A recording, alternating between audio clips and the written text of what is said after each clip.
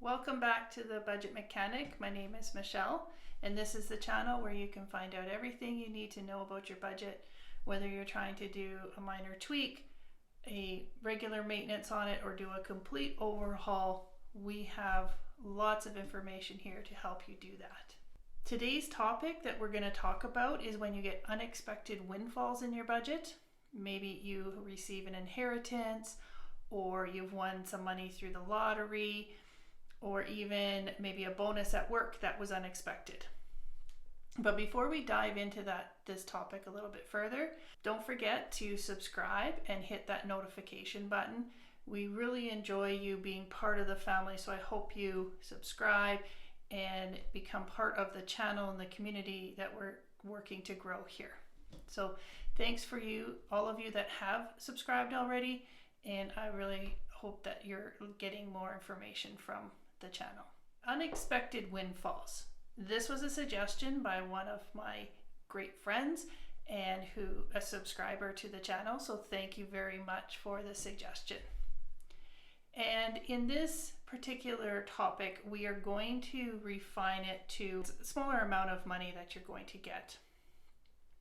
If you have won a large amount of money through the lottery, millions, even $500,000, 250, as long as when you start getting into those six-figure digits, I would highly recommend that you seek professional advice from an accountant, a tax lawyer, depending on what that situation is, and not just do it on your own. There's lots of implications of what you do, and so I would highly recommend for you to get professional advice.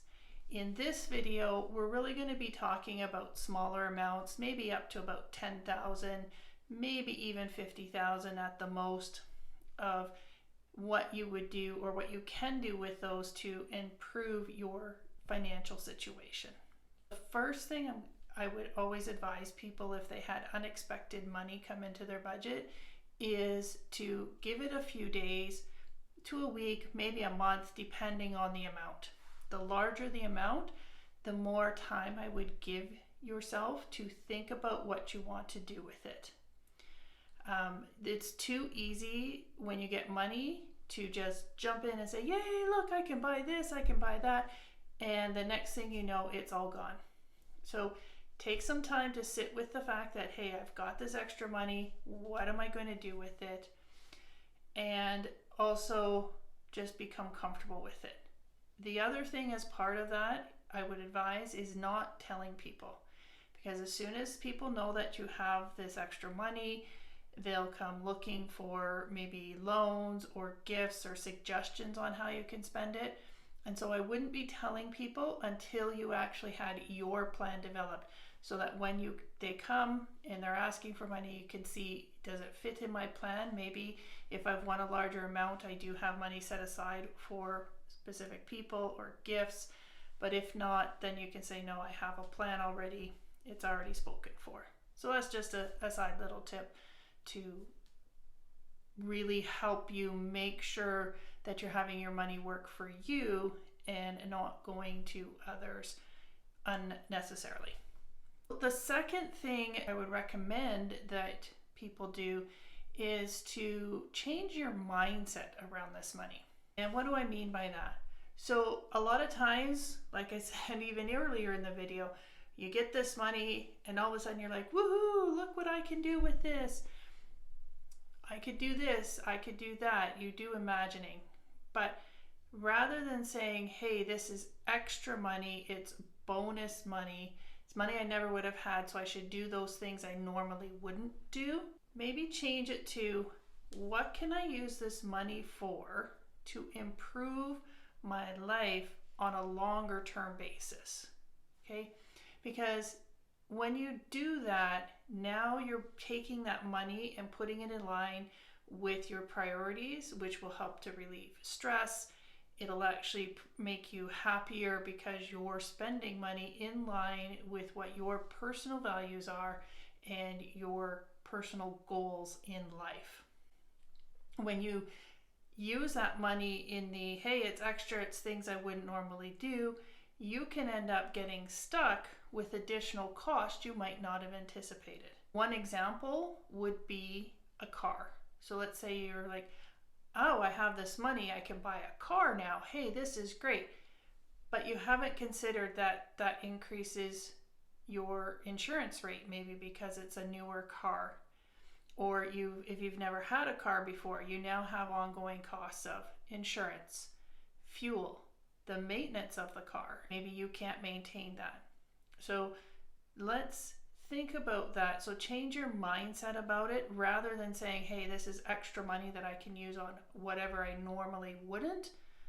Let's reframe that to, what can I use this money for to maintain and improve my life in a longer term basis? And so how do you do that? You go to your trusty budget. So you have a budget set up, and your budget should be your priorities, right? When we talked about setting up your budget, what you're doing is you're laying out the priorities for your budget. So you know what you want to spend. And what I would do is go back and look at your budget and look for the high stress areas of your budget. What would be examples of high stress?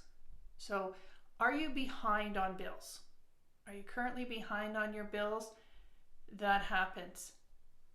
Put that money to those bills that you're behind, become current. And what that will do is that will ease that stress, because now you've lowered that stress of, how am I going to get that paid?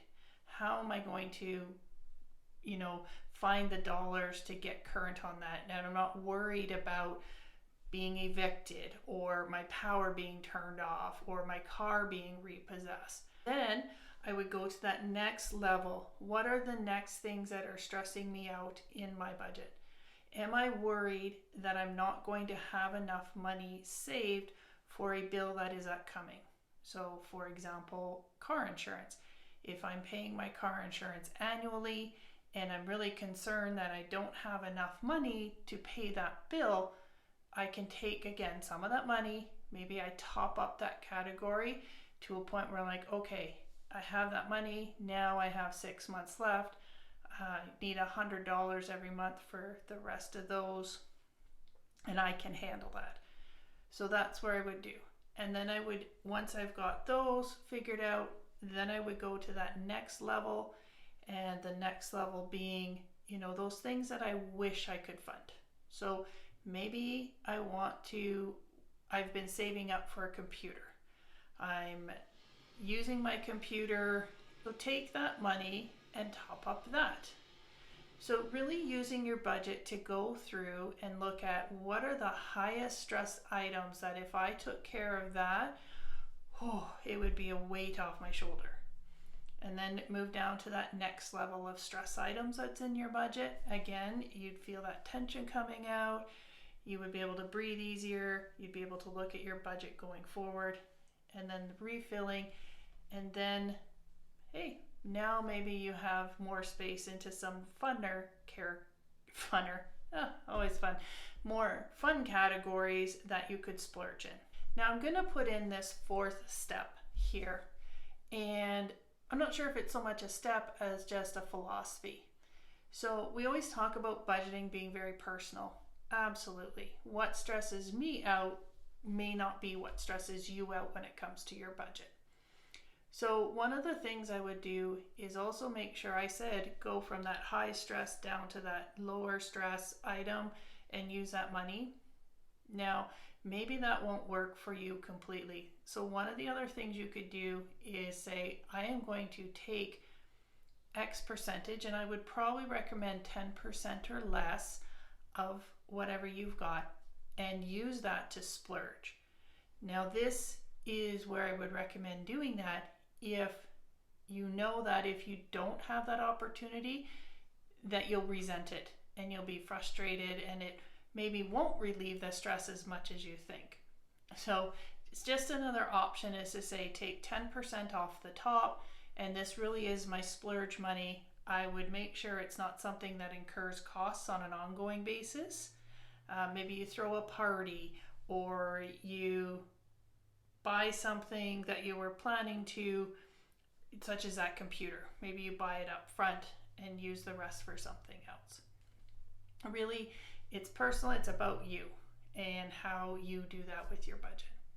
So I hope that helps with thinking about how to use unexpected money in your budget to improve your life on a long-term basis.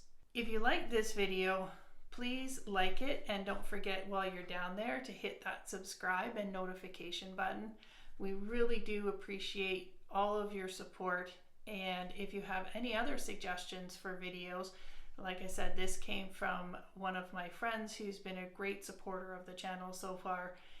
If you have anything else like that you'd like to see, please feel free. And so thanks, and we'll see you again next time.